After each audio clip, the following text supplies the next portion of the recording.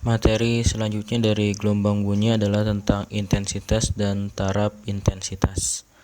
Nah, intensitas ini kita sering mendengar ya istilah intensitas. Intensitas ini sebenarnya itu mengukur seberapa besar kekuatan dari bunyi ya. Dirumuskannya dalam fisika itu I sama dengan P per A. P ini adalah daya, A ini adalah luas penampang. Nah, dan di sini A-nya ini didefinisikan sebagai luas permukaan bola. Kenapa disebut luas permukaan bola? Karena bunyi itu dia menyebar ke segala arah, ke depan, ke belakang, kiri ke kanan, ke atas ke bawah, sehingga kalau kita gambarkan maka itu seperti bola. Sehingga luasnya itu yang dipakai luas permukaan bola 4 pi r kuadrat. Dan R di sini itu adalah jarak dari bunyi ke sumber. Nanti di akhir video ini saya berikan keterangan untuk semua besaran. Oke, yang biasa keluar di intensitas selain rumus yang ini, itu juga sering keluar rumus perbandingan antara intensitas dengan jaraknya.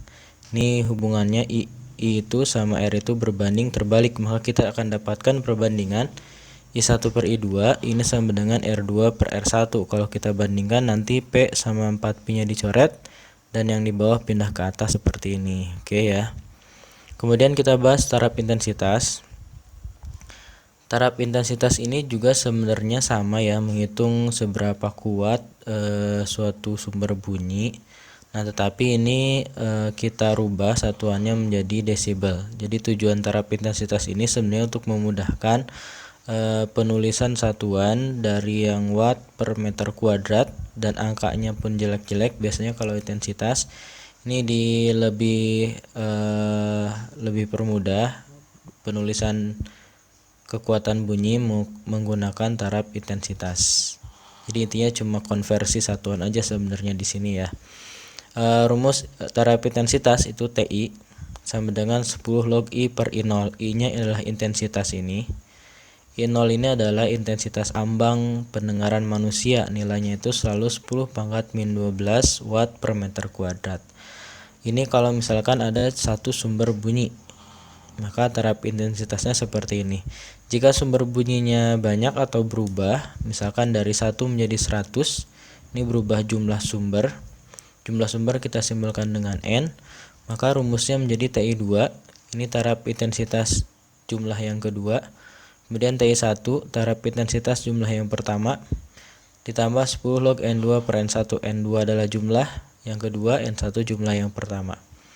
Kemudian jika jarak dari sumber berubah, maka intensitas pun akan berubah. Nah, untuk yang berubah jarak itu rumus taraf intensitas seperti ini. TI2 sama dengan TI1 min 20 log R2 per R1. R ini adalah jarak yang kedua, R2, R1 nya jarak yang pertama. Jadi kalau misal di intensitas kita lihat yang berubah apa, misalkan jumlahnya berubah dari 1 menjadi 100, berarti pakai rumus yang jumlah. Kalau misalkan jaraknya berubah dari 3 menjadi 30 misalkan ya, maka kita pakai rumus yang berubah jarak sumber. Ini keterangannya ya, silahkan bisa di pause dulu, nanti dicatat keterangannya. Oke, selanjutnya kita bahas contoh soal dari materi intensitas dan taraf intensitas.